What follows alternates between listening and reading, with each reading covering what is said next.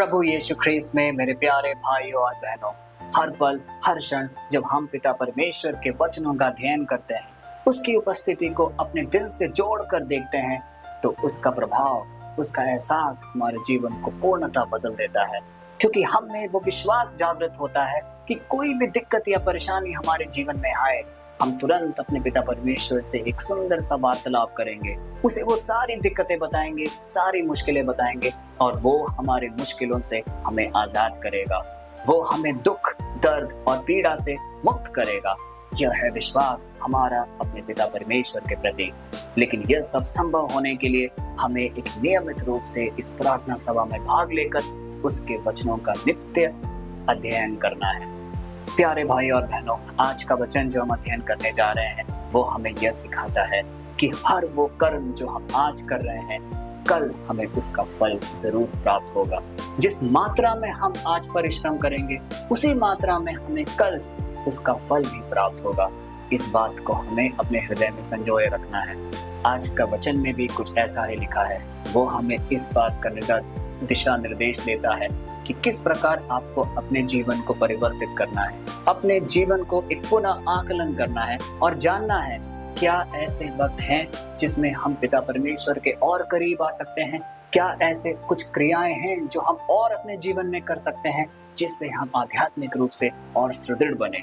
आइए इस सवाल को अपने जीवन में हम पूछे, जांचे और पड़ताल करें और इस वचन का अध्ययन करें। आज का वचन जो हम अध्ययन करने जा रहे हैं वो लिया गया है 2 कुरिन्थियों अध्याय 9 पद संख्या 6 और वह इस प्रकार है। इसे याद रखो, जो थोड़ा बोता है वह थोड़ा ही काटेगा और जिसकी बुआई अधिक है वह अधिक ही काटेगा। प्यारे भाई और बहनों, इस अध्याय को हमने कई बार इसका अध्ययन किया होगा, लेकिन आज जब हम इसका विश्लेषण कर रहे हैं तो थोड़ा अलग रूप से करेंगे। पहला भाग जब यह कहता है जो अधिक बोएगा वो अधिक काटेगा, इसका क्या तात्पर्य है? रोजमर्रा के जीवन में हम कुछ ना कुछ परिश्रम तो सब करते हैं। हो सकता है कि घर में खाना बनाना, घर का रखरखाव करना, हो सकता है ऑफिस जाकर जो हम परिश्रम करते हो या अलग कार्यस्थलों में मेहनत करते हो। इन सब का एक अंत में क्या स्वरूप होता है? जो हमें फल की प्राप्ति होती है। जिस प्रकार एक छात्र पूरे साल मेहनत करता है क्योंकि वो जानता है कि जो मेहनत वो अभी कर रहा है उसका फल, परिणाम उसे जरूर मिलेगा। हम भी ऑफिस में, दफ्तर में पूरे महीने जद्दोजहद करके मेहनत करते हैं क्योंकि हम जानते हैं कि महीने के अंत में हमें सैलरी मिलेगी और उसी पे हमारा इंक्रीमेंट भी निर्धारित होगा। इसी प्रकार हर कर्म का एक फल के साथ उसका एक गहरा नाता होता है। इसीलिए आज के वाक्य में भी हम पढ़ते हैं, हर वह इंसान जो ज्यादा बोता है उसे ज्यादा ही वो काटेगा। प्यारे भाइयों और बहनों, हमारे आध्यात्मिक जीवन में हम ज्यादा कैसे बो सकते हैं? आज के जीवन में हम बाइबल पढ़ते होंगे, अपने रोजमर्रा की प्रार्थनाएं करते होंगे, हम पिता परमेश्वर के प्रति काफी कृतज्ञ रहते होंगे। लेकिन आज हमें अपने जीवन को टटोलना और उससे कुछ सवाल पूछने हैं। क्या ये अधिक है? क्या ये इनफ है? क्या ये काफी है या इससे हम बेहतर कुछ कर सकते हैं? हम जब बाइबल पढ़ते हैं दिन प्रतिदिन तो एक अध्याय लेते हैं, उसका चिंतन करते हैं और बाइबल रख देते हैं। ये प्रक्रिया हम शायद हर दिन करते होंगे, लेकिन ये पूरी बाइबल जो है ये ईश्वर का वचन है हमारे लिए, हमारे जीवन के लिए। तो हमारे इस जीवन काल में कितनी भी आयु तक हम जिंदा रहें, हमें ये सुनिश्चित करना है कि इस पूरे बाइबल को हमें एक बार तो जरूर पढ़ना है। इस तरीके से हम ज्यादा बो पाएंगे, क्योंकि हम ज्यादा बोएंगे तभी हम ज्यादा काटेंगे। इसी प्रकार यदि हम चर्च जाने की बात करें तो कितने ही अवसर हमारे सामने आते हैं जब हम ईश्वर को अपने अंदर ग्रहण कर सकते हैं परम प्रसाद के रूप में। लेकिन क्या हम हर उस मौके को हम पूर्ण तरीके से उसका उपयोग कर पाते हैं? कई बार हम अपने व्यवस्था के कारण, हम अपने ऑफिस के कारण, पढ़ाई के कारण और अलग अलग चीजों के कारण पल्ली जाना छोड़ देते हैं और ये है जहाँ पे हम कम बोते हैं। तो कम बोएंगे तो कमी हमें बाद में भी मिलेगा। ये सारे जगहों में ऐसे कई उदाहरण हम ले सकते हैं जो दान पुण्य का कार्य हम करने की सोचते हैं। आज यदि हम कोई बाइबल या कोई वर्स या कोई प्रार्थना सभा में हम बहुत उत्तेजित रूप से हम भाग लेते हैं तो हमारे अंदर तल में एक बहुत खुशी आती है। हम चाहते हैं कि हम तुरंत दान पुण्य का कार्य करें और प्रभु के समीप आए, प्रभु के आंखों में हम प्रिय बने। लेकिन क्या हम वो दान पुण्य कार्य कल के लिए छोड़ देते हैं? हो सकता है कि आज हमारे जो पैसे की जो स्थिति हो अपने घर में अच्छी ना हो और इसके कारण हम सोचते हैं कि हम कल करेंगे। लेकिन ईश्वर ये कहता है, जितने भी मात्रा में आप शुरुआत कर सकते हो, शुरुआत करो, क्योंकि कल के लिए छोड़ी हुई चीज हम नहीं जानते कि वो पूर्ति होगी कि भी नहीं। क्योंकि आज जब हम न्यूज़पेपर्स पढ़ते हैं, जब आज हम अखबारों में देखते हैं, न्यूज़ चैनल्स में देखते हैं, कितने ही यंग बच्चे, कितने ही युवाओं की वो मर जा रहे हैं हार्ट अटैक के द्वारा, अलग अलग बीमारियों के द्वारा।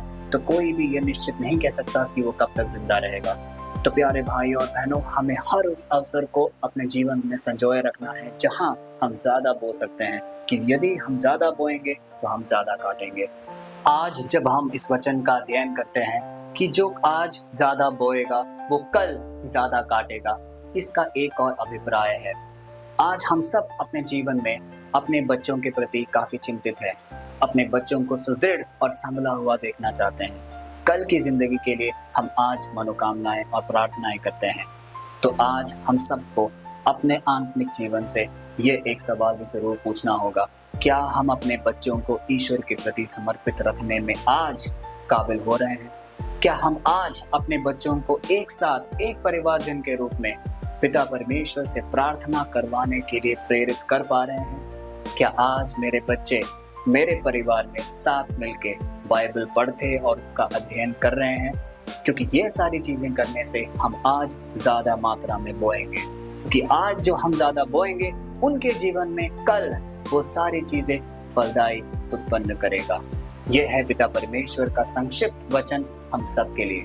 तो आइए इस छोटे से प्रार्थना में पढ़ने से पूर्व हम आज अपने मन को टटोले और ये सारे प्रश्न अपने आप से पूछें। जहाँ कहीं भी कोई कमी रह गई है, जहाँ कमजोरी रह गई है, उसे हम सुदृढ़ बनाएं, ताकि हम ईश्वर के इस वचन के योग्य बने और आज हम ज्यादा बोए, जिससे हम कल ज्यादा काट पाए।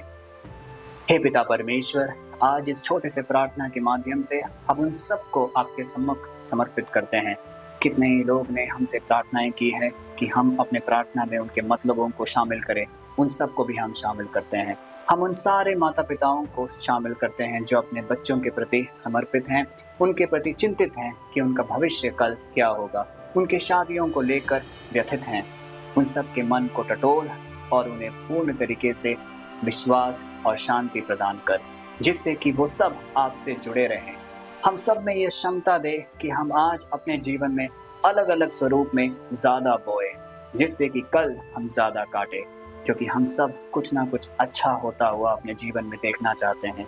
आज की परिस्थिति, आज की मुश्किलें, आज की दिक्कतें हो सकता है कि हमें ज्यादा बोने में हमें सहायक ना हो, लेकिन यदि आपकी कृपा हमारे साथ होगी तो हम निश्चय ही आज ज्यादा बोएंगे और हम आपके अनुरूप चल पाएंगे। हे पिता परमेश्वर, हम आपसे प्रार्थना करते हैं इस प्रार्थना सभा में उपस्थित हर उस व्यक्ति के लिए। हम सबके मतलब और मनोरथ को देख और उसे एक नियमित समय से पूरा कर। हम आप पे दृढ़ संकल्प रखते हैं, हम आप पे एक दृढ़ विश्वास करते हैं। हे पिता परमेश्वर, हमारी प्रार्थना सुनिए। ये सारी प्रार्थनाएं, ये सारे निवेदन हम आपके पुण्य चरणों में रखकर प्रार्थना करते हैं। हे पिता, हमारी प्रार्थना सुन। प्यारे भाई और बहनों, हमारा पिता परमेश्वर एक बहुत ही अच्छा शिक्षक है।